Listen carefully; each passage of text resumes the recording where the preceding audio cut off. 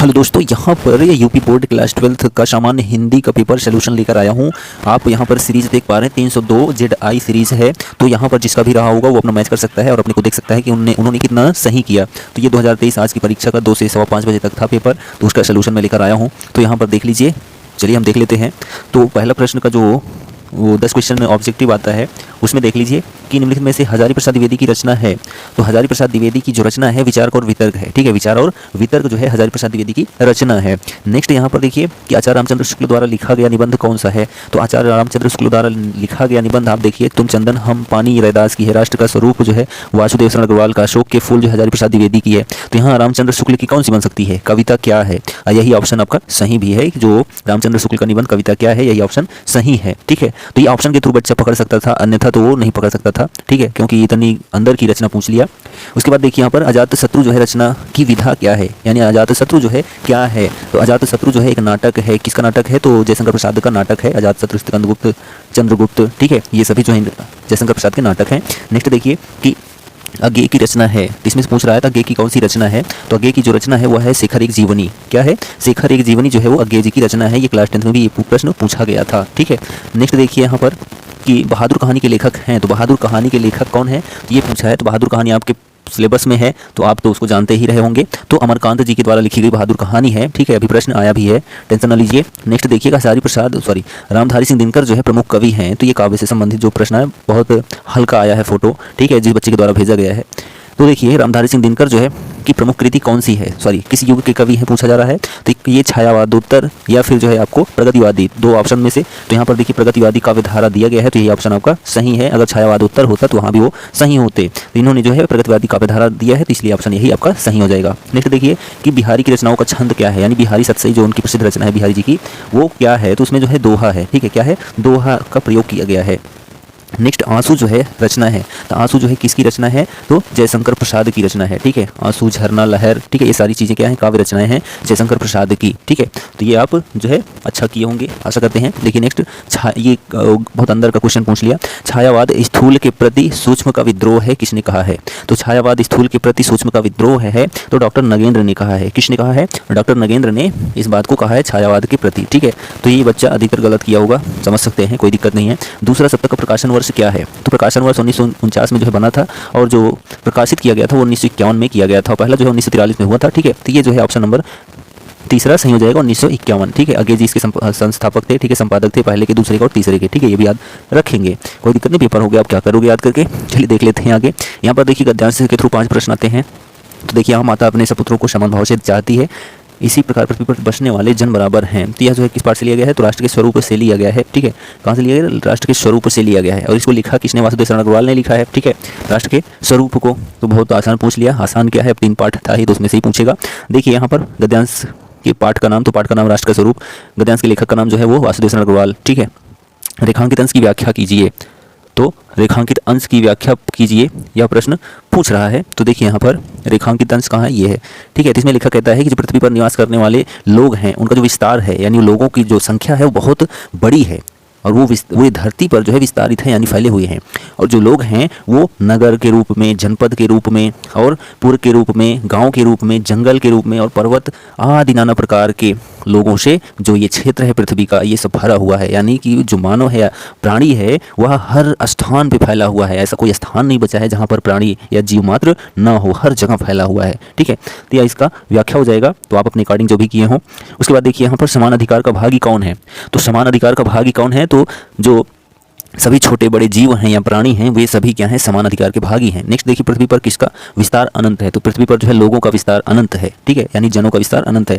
Next अनंत और जनपद शब्द का अर्थ क्या होगा। तो अनंत मतलब होता है आकाश भी होता है, या फिर जिसका अंत ना हो वो होता है, क्योंकि अर्थ पूछ रहा है। तो जिसका अंत नहीं होता है वही अनंत होता है। और यहाँ पर जनपद लिखा है, तो लोगों की बसने की जो जगह होती है वही क्या कहलाता है, जनपद। ठीक है, तो ये जो है इसका 5 प्रश्न का उत्तर हो गया। उसके बाद देखिए यहाँ पर ये यदि यह नवीनीकरण सिर्फ कुछ पंडितों को व आचार्यों को दिमागी कसरत ही बनी रहे तो भाषा गतिशील नहीं होती। बस पकड़ लिया गया। क्या किस पाठ से लिया गया, भाषा पाठ से लिया गया, यानी भाषा और आधुनिकता से लिया गया है।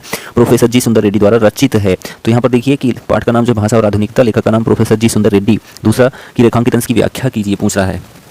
ठीक है। तो रेखांकित अंश की व्याख्या की बात करते हैं तो देखिए यहाँ पर लेखक कहता है इस गद्यांश के माध्यम से कि किसी भी नए विधान की सफलता यानी कि नए विचारों की सफलता जनता की सम्मति यानी जनता की राय के द्वारा ही या फिर उसकी असहमति के आधार पर ही निर्भर करती है। यानी कि कोई भी विधान यानी कोई भी काम आपको करना है तो उसमें जो सफलता होती है जनता की सम्मति यानी जनता की सहमति हो या फिर असहमति हो उसके आधार पर यानी उसके कारण पर निर्भर करती है। और जो जनता होती है उसमें चेतना को जागृत करने का उत्तरदायित्व यानी कि उसको संभालने का जो ठेका होता है या फिर उत्तरदायित्व होता है या फिर भार होता है वह शिक्षित समुदाय के द्वारा ही एवं सरकार का होना चाहिए। यानी शिक्षित समुदाय और एवं सरकार का ही होना चाहिए। अगर किसी सफलता के साथ कोई आगे बढ़ रहा है तो उसमें जो है शिक्षित जो समुदाय है यानी शिक्षित लोग हैं और सरकार ये दोनों शामिल होनी चाहिए। नेक्स्ट यहाँ पर देखिए कि भाषा का सीधा संबंध किससे है। तो भाषा का सीधा संबंध जो है किससे है, तो भाषा का सीधा संबंध जो है वो प्रयोग एवं जनता से है। ठीक है, प्रयोग एवं जनता से है। नेक्स्ट देखिए यहाँ पर कि यूरोपीय देशों में शब्द प्रेषण के माध्यम कौन कौन से हैं। तो यूरोपीय देशों में शब्द प्रेषण के माध्यम जो है वो वैज्ञानिक, कथा, साहित्य है। ठीक है, वैज्ञानिक है, कथा है, साहित्य है। ठीक है, उसके बाद देखिए यहाँ पर कुठाराघात और प्रेषण का अर्थ क्या होगा। तो कुठाराघात का मतलब होता है कुल्हाड़ी से लगी चोट या फिर जो है घातक चोट, और प्रेषण का मतलब होता है आप पत्र लिखते हैं तो वहाँ पर लिखा होता है ठीक है भेजना। ठीक है, प्रेषण का मतलब भेजना होता है। ठीक, देखिए हमारा गद्य कंप्लीट होता है। उसके बाद पद्य देखिए यहाँ पर निज जन्म जन्म में सुने जीव यह मेरा। मैंने जो मॉडल पेपर सॉल्व कराया था ये हमने सॉल्व कराया है। आप देखे होंगे तो आपको फायदा मिला होगा, नहीं देखे होंगे तो कोई बात नहीं, ये मेरे मॉडल पेपर के सोल्यूशन में था। ठीक है, तो निज जन्म जन्म में सुने जीव यह मेरा। ठीक है, तो यह जो है किस पार्ट से लिया गया है तो आप पूरा देख रहे हो। तो यहाँ पर जो है कैकेयी के अनुताप से लिया गया है। कहाँ से लिया गया है, कैकेयी के अनुताप से लिया गया है यह पद्यांश। ठीक है, तो यहाँ पर हम प्रश्न देखते हैं पद्यांश का शीर्षक क्या है, कैकेयी का अनुताप। कवि का नाम मैथिली गुप्त है। ठीक है, यहाँ पर देखिए दूसरा रेखांकित अंश की व्याख्या कीजिए पूछ रहा है। ठीक है, तो रेखांकित अंश की व्याख्या करनी है। निज जन्म जन्म में सुने जीव यह मेरा पूछ रहा है। ठीक है, तो क्या है यहाँ पर कैकेयी पश्चाताप करते हुए कहती हैं, क्या कहती हैं कि अब तो जन्म जन्मांतर तक मेरी आत्मा यह सुनने के लिए विवश होगी कि अयोध्या की रानी कैकेयी को महास्वार्थ ने घेर कर ऐसा अनुचित काम कराया कि उसने धर्म के मार्ग का त्याग कर धर्म के मार्ग का अनुसरण कर लिया। ठीक है, तो यह जो है इसकी व्याख्या हो जाएगी। ठीक है, चलिए बढ़ते हैं यहाँ पर तीसरा प्रश्न है। देखिए कि कैकेयी स्वयं को धिक्कारती हुई क्या कहती है। कैकेयी जो है स्वयं को धिक्कारती हुई क्या कहती है। तो कैकेयी जो है स्वयं को धिक्कारते हुए यही कहती है क्या कि अब तो जन्म जन्मांतर तक मेरी आत्मा यह सुनने के लिए विवश होगी कि अयोध्या की रानी कैकेयी को महास्वार्थ ने घेर कर ऐसा अनुचित कार्य करवाया कि उसने धर्म के मार्ग त्याग कर अधर्म के मार्ग को अपना लिया। यही जो है कैकेयी धिक्कारते हुए स्वयं को कहती है। ठीक है, उसके बाद देखिए यहाँ पर कैकेयी के प्रायश्चित के बाद श्री राम उनसे क्या कहते हैं। तो श्री राम उनसे यही कहते हैं कि भारत जैसे महान पुत्र रत्न को जन्म देने वाली माता 100 बार धन्य है तुम्हें। ठीक है, और उसके बाद देखिए यहाँ पर कहा जा रहा है कि प्रभु राम के साथ कैकेयी के अपराध का अपमार्जन करती हुई सभा क्या चिल्ला उठी। तो सभा यही चिल्ला उठी कि भारत जैसे महान पुत्र रत्न को जन्म देने वाली माता 100 बार धन्य है। ठीक है, उसके बाद सभा के द्वारा बताया जा रहा है कि जो कैकेयी हैं वो निर्दोष हैं। ठीक है, तो ये सारी चीज़ें हैं। उसके बाद देखिए यहाँ पर नेक्स्ट अथवा करके जो दिया गया है प्रश्न, तो बहुत ही आसान आया था। बहुत खुशी की बात है कि बच्चों ने सॉल्व कर लिया होगा 100 में 100, ये बहुत अच्छी बात है। उसके बाद देखिए यहाँ पर कौन तुम संस्कृत जल निध तीर तरंगों से फेंकी मणि एक। तो यहाँ पर किस पाठ से लिया गया है, तो श्रद्धा मनु से लिया गया। जयशंकर प्रसाद की रचना कामायनी के थ्रू जो है श्रद्धा मनु को लिया गया है। तो यह जो है पहला ही जो है क्या था, पद्यांश था श्रद्धा मनु का। बहुत आसान ये भी दे दिया। ठीक है, तो यहाँ पर देखिए प्रश्न क्या है कि उपयुक्त पद्यांश के शीर्षक श्रद्धा मनु, कवि का नाम जयशंकर प्रसाद। रेखांकित अंश की व्याख्या करनी है। तो रेखांकित अंश की व्याख्या देखिए कौन तुम संस्कृत जल निधि तीर तरंगों से फेंकी मणि एक। ठीक है, तो यहाँ पर देखिए जो आपको बता दें कि यहाँ पर जो श्रद्धा थी वो पहले से थी, मनु जो है वहाँ पर पहुँचा था। तो यहाँ पर क्या कहा जा रहा है, श्रद्धा मनु से प्रश्न करती है कि तुम कौन हो। जिस प्रकार सागर की लहरें अपनी तरंगों से मणियों को अपने किनारों पर फेंक देती हैं, उसी प्रकार संसार रूपी सागर की लहरों द्वारा इस निर्जन स्थान में तुम फेंके हुए कौन हो। ठीक है, यह इसकी क्या है, व्याख्या है। उसके बाद देखिए यहाँ पर नेक्स्ट प्रश्न है कि उपयुक्त पंक्तियों में कौन किसका परिचय पूछ रहा है। तो जो है श्रद्धा जो है मनु का परिचय पूछ रही है। ठीक है, नेक्स्ट कौन अपनी कांति से वीराने को शोभायमान कर रहा है। तो जो मनु है उस वीरान को जो है शोभायमान कर रहा है अपनी कांति के द्वारा। नेक्स्ट प्रभा की धारा से अभिषेक पंक्ति में कौन सा अलंकार है। तो प्रभा की धारा से अभिषेक। ठीक है, इसमें जो है रूपक अलंकार है। कौन सा अलंकार है, रूपक अलंकार है प्रभा की धारा से अभिषेक। ठीक है, उसके बाद आगे बढ़ते हैं। तो यहाँ देखिए लेखक का जीवन परिचय लिखना था, साहित्य परिचय 80 शब्दों में, तो बहुत ही आसान देख रहे हो आप। इसमें वैसे ज़्यादा भी थे ही नहीं, 4 थे, 4 में से तो 3 आना ही था, कंफर्म था। उसके बाद यहाँ देखिए कवियों के साहित्यिक परिचय में महादेव वर्मा बहुत आसान आ गया, 9 से क्लास 9 से आप लोग पढ़ रहे हो। रामधारी सिंह दिनकर भी आ गए, सुमित्रा नंदन पंत भी आ गए, तीनों बहुत ही महत्वपूर्ण थे, ठीक है, बहुत अच्छी बात है। उसके बाद पंचलाइट बहादुर, तीनों कहानी आ गई, ये भी बहुत अच्छी बात है कि पंचलाइट बहादुर कहानी का सारांश दिया गया। बच्चा तो छाप दिया होगा, जाहिर सी बात है, पंचलाइट को। और उसके बाद ध्रुव यात्रा या फिर बहादुर कहानी का उद्देश्य, तो जो भी बच्चा इसको भी लिखा होगा वो भी छाप डाला होगा, कोई दिक्कत नहीं, तीनों कुछ कहानियाँ आ गई यहाँ पर। उसके बाद देखिए कि खंड काव्य आ गया, तो जो भी आपके जिले का खंड काव्य था वो आपने सॉल्व किया होगा। तो हमारे प्रतापगढ़ जिले का सत्य की जीत था, तो कथानक हमने बता दिया था सरल शब्दों में, ठीक है। और सत्य की जीत खंड काव्य के आधार पर जो है दुर्योधन का चित्रण, तो यहाँ पर हमने बोला था कि आप कथानक रट डालिए, आपको वही फायदा कर देगा, क्योंकि ये क्वेश्चन कन्फर्म में रहना आता ही है। इसी में जो है द्रौपदी, दुशासन, दुर्योधन, युधिष्ठिर, इनमें से पता नहीं कौन आ जाए, कन्फर्म नहीं रहता है, ठीक है। तो ये सब हो गया खंड काव्य। उसके बाद आते हैं हम अपने खंड खा में, ठीक है। तो खंड खा में हमारा जो पार्ट आता है संस्कृत खंड और व्याकरण आता है, ठीक है। क्या आता है? संस्कृत और व्याकरण। तो यहाँ पर देखिए ये हमने बताया है पहले से ही, ठीक है। धन्य वयम भारत देशा यत्र समुल्य सति जनमानस पावनी। तो यहाँ पर जो है बताया जा रहा है कि हम आपको बता दें किस पार्ट से लिया गया है, संस्कृत भाषा या महत्वम से लिया गया है, ठीक है। तो धन्य वयम भारत देशा यत्र समुल्य सति जनमानस पावनी। तो यह भारत देश धन्य है जहाँ मनुष्यों के चित्त को शुद्ध करने वाली, भव्य भावोद्भाविनी और जो है उनके अच्छे भावों को उत्पन्न करने वाली, शब्द संदोह प्रवशिनी सुरभारती, शब्दों के समूह को जन्म देने वाली देववाणी सुशोभित है। विद्यमानेषु निखिलेष्वपि वाङ्मयेषु अस्याः वाङ्मयस्य सर्वश्रेष्ठम सुसंपन्नम च वर्तते। विद्यमान यानी कि वर्तमान संपूर्ण साहित्यों में इसका साहित्य सर्वश्रेष्ठ और सुसंपन्न है। उसके बाद देखिए यहाँ पर कि इयमेव भाषा संस्कृत नाम्नापि लोके प्रथिता अस्ति। यही भाषा संस्कृत नाम से भी संसार में प्रसिद्ध है। उसके बाद देखिए अस्माकं रामायण महाभारत आदि ऐतिहासिक ग्रंथाः, हमारे रामायण महाभारत और जो ऐतिहासिक ग्रंथ हैं, चत्वार वेदों, चारों वेद, सर्वोपनिषदा सभी उपनिषद, अष्टादश पुराणानि और 18 जो पुराण हैं, च महाकाव्य नाट्यादीनि और जितने भी महाकाव्य और नाटक हैं, अस्यामेव भाषायाम लिखितान सन्ति, इसी भाषा यानी इसी देववाणी भाषा में लिखे गए हैं, ठीक है। जो रामायण है, महाभारत हैं, ऐतिहासिक ग्रंथ हैं, चारों वेद हैं, समस्त उपनिषद हैं, 18 पुराण हैं और जो अन्य महाकाव्य और नाटक हैं आदि सभी जो हैं इसी भाषा में लिखे गए हैं, संस्कृत भाषा या महत्वम, ठीक है। दूसरा इसमें देखिए कहाँ से लिया गया है, तो हिंदी संस्कृत वाङ्मय, ठीक है, संस्कृत वाङ्मय भारत भाषासु, ठीक है। यह जो है पूरा पढ़िए तो आपको क्या मिलेगा, यहाँ देखो मालवीय लिखा है, ठीक है। तो ये कहाँ से लिया गया, मदन मोहन मालवीय पाठ से लिया गया है, ठीक है। तो ये भी जो है बहुत आसान ही दे दिया, हार्ड नहीं दिया। तो यहाँ पर देख लेते हैं हिंदी संस्कृत, ये तो साफ दिख नहीं रहा, हिंदी संस्कृतांग्ल भाषासु अस्य समान अधिकार आसीत। तो यहाँ पर बताया जा रहा है कि जो हिंदी है, संस्कृत है और अंग्रेजी है, भाषाओं में समान अधिकार था, ठीक है। किसे? पंडित मदन मोहन मालवीय को जो है हिंदी, संस्कृत एवं अंग्रेजी भाषाओं पर समान अधिकार था, यानी सब कुछ बराबर में आता था। हिंदी हिंदू उत्थान मुत्तनाय अयम निरंतरम प्रयत्नम करोत। इन्होंने हिंदी, हिंदू एवं हिंदुस्तान के उत्थान के लिए निरंतर प्रयत्न किया। शिक्षैव देशे समाजे च नवीना प्रकाशा उदेति, अतः श्री मालवीय वाराणस्यां काशी हिंदू विश्वविद्यालय में संस्थापनम करोत। शिक्षा से ही राष्ट्र तथा समाज में नवनिर्माण का, नवप्रकाश का उदय होता है, इसलिए मदन मोहन मालवीय ने वाराणसी में काशी हिंदू विश्वविद्यालय की स्थापना की। अस्य निर्माणाय अयम जनानां धनम अयाचत, और इसके निर्माण के लिए इन्होंने जो है धन इकट्ठा करवाया या धन मांगा, लोगों से धन मांगा।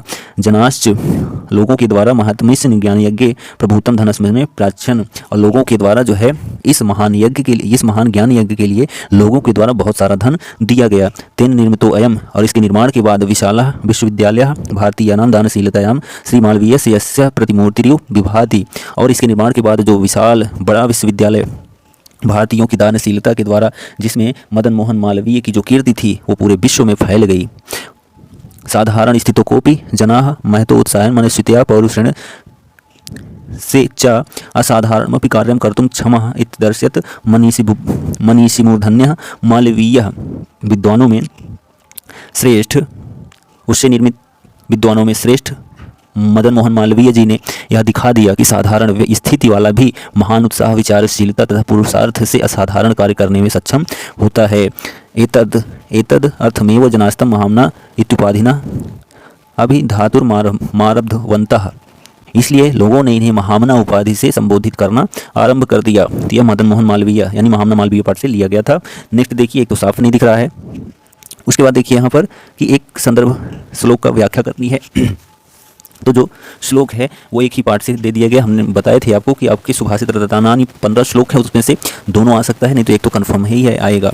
परोक्षे कार्य हंतारे प्रत्यक्षम प्रियवादिनम, तो पीठ पीछे कार्य को नष्ट करने वाला, सामने प्रिय बोलने वाला यानी मीठा बोलने वाला। वर्जा एता दृशम मित्रम विस्कुंभम पयोमुखम, तो जो पीठ पीछे कार्य को नष्ट करने वाला हो, सामने प्रिय बोलने वाला हो, उस मित्र को त्याग देना चाहिए। जिस प्रकार मुख पर लगे, ठीक है, जो घड़ा होता है उसके मुख पर लगे अमृत और अंदर उसके विष भरा हो, उसको छोड़ देना चाहिए। जिस प्रकार जो घड़ा है उसके मुख पर अमृत लगा है और उसके अंदर जो है विष भरा हुआ है, उसे छोड़ देना चाहिए। ठीक उसी प्रकार जो है परोक्षे कार्य हंतारे, पीठ पीछे कार्य को नष्ट करने वाला, प्रत्यक्षम प्रियवादिनम, और सम्मुख जो है यानी सामने प्रिय बोलने वाले मित्र को भी छोड़ देना चाहिए। ठीक है, उसके बाद तो ये सुभाषित रत्नानी से था, ये भी सुभाषित रत्नानी से है। उदेति सविता ताम्र स्त्राम्र एव अस्ति मेति च संपत्तो च विपत्तो च महता मेक रूपता। जिस प्रकार जो है सूर्य उदित होने के समय भी लाल होता है और अस्त होने के समय भी लाल ही होता है, ठीक उसी प्रकार जो महता, ठीक है, जो बुद्धिमान लोग होते हैं, ठीक है, जो बुद्धिमान लोग होते हैं, जो ज्ञानी पुरुष होते हैं, वो ये सुख और दुख दोनों स्थितियों में एक जैसे ही रहते हैं। यानी कि सुख में न तो अधिक जो है प्रभावित होते हैं, ठीक है, सुख में न तो अधिक आनंदित होते हैं और न ही दुख में अधिक हतोत्साहित होते हैं। वो दोनों स्थितियों में एक समान रहते हैं। जैसे सूर्य उगते समय भी लाल होता है और छिपते समय भी यानी अस्त होते समय भी लाल ही होता है। ठीक है, तो ये भी इसकी व्याख्या हो गई। उसके बाद आते हैं व्याकरण पे आगे। अपना उल्लू सीधा करना यानी अपना काम बना लेना। ईद का चांद होना, बहुत दिन बाद दिखाई देना। काला अक्षर भैंस बराबर यानी अनपढ़ होना। 3 में से एक करना था, कोई दिक्कत नहीं, आप कर लिए होंगे। उसके बाद देखिए यहाँ पर रमेशा का संधि विच्छेद, तो रमा प्लस ईसा होता है यानी ऑप्शन नंबर ए सही है। और उसके बाद देखिए कविंद्रा का संधि विच्छेद, तो कवि plus Indira, option number A. ठीक है, उसके बाद यहाँ पर है कि गायिका का संधि विच्छेद, तो गैक प्लस अका, गय plus Aka, option number A. तीनों में यही सही था। उसके बाद देखिए आत्मना का जो है विभक्ति और वचन क्या होगा, तो आत्मना का जो विभक्ति और वचन होगा वो तृतीय विभक्ति का एक वचन होगा। कौन सा होगा? तृतीय विभक्ति का एक वचन। और उसके बाद नामनी, ठीक है, तो हमने बताया है कि जो षष्ठी और सप्तमी का एक वचन होता है उसमें छोटी की मात्रा रहती है, तो यहाँ पर सप्तमी है, सप्तमी विभक्ति का, तो एक वचन, यही ऑप्शन सही हो जाएगा। ठीक है, उसके बाद आगे बढ़ते हैं। यहाँ पर है कि शब्द युग्म, तो अनिल अनल, तो अनिल से वायु हो जाता है, अनल से आग हो जाता है, तो यहाँ पर जो ऑप्शन आपका सही हो जाएगा वायु और आग यानी हवा और आग, तो यहाँ पर ऑप्शन नंबर बी आपका सही हो जाएगा। ठीक है, ये ऑप्शन। उसके बाद अम्बुज अम्बुद, तो अम्बुज, ठीक है, जन्म लेता है कौन? कमल। अम्बुद देता कौन है? बादल। तो कमल और बादल जो है ऑप्शन सही हो जाएगा, ऑप्शन नंबर सी जो है सही हो जाएगा। नेक्स्ट यहाँ पर है कि गत अर्थ लिखना है, किसी एक का दो अर्थ लिखना है, तो गति का मतलब होता है चाल। ठीक है, चाल होता है दशा, अवस्था, ज्ञान, मोक्ष, हालत, ये सभी गति होता है। तीर क्या होता है? कमान होता है। ठीक है, और सीमा होती है, किनारा होता है, बाण होता है, तट होता है, समीप होता है। पयोधर यानी कि दूध या फिर पानी को धारण करने वाला, तो जो है बादल होता है, समुद्र होता है, शिव भी होते हैं क्योंकि गंगा जी को धारण किए हैं। ठीक है, तो बहुत सारे शब्द हो सकते हैं। ठीक, तो यहाँ पर एक का जो है दो अर्थ लिखना था, वो कि हमारा काम। उसके बाद देखिए आशा से अधिक जो मांगा जाता है, ठीक है, या आशा से अधिक होता है, आशातीत बोलते हैं, और जानने की इच्छा रखने वाले को जो है जिज्ञासु बोलते हैं। ठीक, नेक्स्ट देखिए यहाँ पर शुद्ध करना है कि व्यक्ति और समाज का घोर संबंध है, नहीं, व्यक्ति और समाज का घनिष्ठ संबंध है। ठीक है, नेक्स्ट है कि बेटी तो पराया धन होता है, नहीं, बेटी तो पराया धन होती है। ठीक है, ये सही है, या फिर आप ये भी लिख सकते थे बेटियां तो पराया धन होती हैं। नेक्स्ट क्या लिखा है? 4 कानपुर के व्यक्ति बोले, तो कानपुर के 4 व्यक्ति बोले। ठीक है, नेक्स्ट दरिद्रता जैसी शत्रु दूसरी नहीं है, तो दरिद्रता जैसी बीमारी दूसरी नहीं है।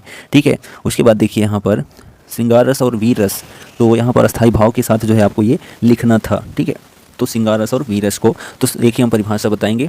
जब विभाव अनुभाव संचारी भाव के योग से या संयोग से प्रेम या रति नामक स्थायी भाव जागृत होता है तो श्रृंगार रस होता है, और जब उत्साह नामक भाव जागृत होता है तो वहाँ पर वीर रस होता है। ठीक है, तो ये जो है रस की परिभाषा थी।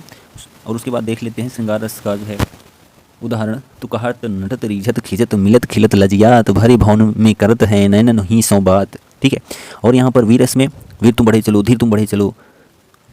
ठीक है, वीर तुम बढ़े चलो, धीर तुम बढ़े चलो, ये उदाहरण हो गया वीरस का। उसके बाद देखिए यहाँ पर उत्प्रेक्षा या फिर उपमा अलंकार, तो उत्प्रेक्षा अलंकार क्या होता है? जहाँ पर संभावना की जाती है, जब उपमेय में उपमान की संभावना की जाए वहाँ उत्प्रेक्षा अलंकार होता है। सोह तोड़े पीठ पट श्याम सलोने गात मनो नीलिमणि शैल पर आतपि प्रयोग प्रभात, तो यहाँ पर मनो जो है वाचक शब्द लगा, इसलिए यहाँ पर उत्प्रेक्षा अलंकार है। नेक्स्ट है उपमा अलंकार, जहाँ पर उपमेय में उपमान की समानता की जाती है वहाँ पर उपमा अलंकार होता है। पीपर पात सरिसमन डोला, ठीक है, पीपल का जो पत्ता है, ठीक है, पीपर पात, पीपल के पत्ते के समान जो है मन डोल रहा है, इसलिए यहाँ पर उपमा अलंकार है। ठीक है, सरिस यहाँ पर वाचक शब्द है, इसलिए भी उपमा अलंकार है। नेक्स्ट कुंडलिया और दोहा छंद, तो कुंडलिया और दोहा छंद, तो वो दोहा छंद सभी अधिकतर लिखे होंगे। तो यह एक अर्धसमात्रिक छंद है, इसमें 4 चरण होते हैं। इसके पहले और तीसरे चरण में 11-11 मंत्र, पहले और तीसरे चरण में 13-13 मंत्राएं, दूसरे और चौथे चरण में 11-11 मंत्राएं होती हैं। ठीक है, तो ये दोहा हो गया। ठीक है, उदाहरण की बात करते हैं तो रहीमन पानी राखी, बिन पानी सब सुन, पानी के न उबरे, मोती मानुष चून। ठीक है, और जो है हम बात करते हैं कुंडलिया की, तो कुंडलिया, ठीक है, यह एक विषमात्रिक एवं संयुक्त छंद है और इसका निर्माण जो होता है दोहा और रोला के संयोग से होता है। इसमें 6 चरण होते हैं। इसके आरंभ में जो है दोहा होता है और बाद में जो है 2 छंद रोला का होता है और इसके प्रत्येक चरण में जो है 24 मात्राएं होती हैं। ठीक है, उदाहरण की बात करते हैं तो उदाहरण तो बहुत बड़े बड़े हैं इसके। ठीक है, तो कोई संगी उत नहीं है इत ही को संग, पथी लेहु मिलिता हिते, सब सो सहित उमंग, सब सो सहित उमंग, बैठ तरनी के माही, नदिया नाव संजोग, फेर मिली हैं पछनाही, पहनाई, बरने दीन दयाल पार, पुनि भेंट न होई, अपनी अपनी गैल मथी, जो सब कोई। ये जो है कुंडलिया का उदाहरण है। उसके बाद आगे बढ़ते हैं, देखिए कि किसी विद्यालय के प्रधानाचार्य को सहायक अध्यापक के लिए जो है क्या लिखना है, पत्र लिखना है, आवेदन पत्र लिखना है। और दूसरा आया था कि किसी बैंक के प्रबंधक को अपने अध्ययन हेतु अल्प ब्याज में ऋण देने के लिए आग्रह करना। ठीक है, पत्र लिखना। तो हमने बोला था कि शिकायत से और ऋण से संबंधित याद कर लो। ठीक है, और आवेदन को छोड़ दो, कोई दिक्कत नहीं है, तो आप जो भी लिखे हों। और यहाँ पर देखिए एक जो है निबंध लिखना है। ठीक है, 9 नंबर मिलने वाला है। तो आज़ादी का अमृत महोत्सव क्लास 10th में भी आ गया था, सुबह मॉर्निंग के शिफ्ट में जो है आज़ादी का अमृत महोत्सव। तो जो भी पेपर 10th वाला देखा रहा होगा वो तो तीर मार दिया होगा, कोई दिक्कत नहीं। नई शिक्षा नीति 2020 गुण और दोष, तो हमको नहीं लगता है बच्चा कोई पढ़ रहा होगा, अगर कोई पढ़ रहा होगा तो अच्छी बात है। उसके बाद देखिए पर्यावरण संरक्षण आवश्यकता और महत्व, तो इसको बच्चे ने अच्छे से लिखा होगा। मेरा प्रिय लेखक, ये भी छाप डाला होगा। वर्तमान समाज में नारी की स्थिति, ये भी छाप डाला होगा। तो ये जो पर्यावरण संरक्षण और आवश्यकता और महत्व है, मेरा प्रिय लेखक, ये तो बच्चा कन्फर्म है छापा होगा। ठीक है, तो ये हमारा जो है सोल्यूशन कंप्लीट होता है क्लास 12th का। यह वीडियो आपको कैसा लगा कमेंट करके ज़रूर बताइए।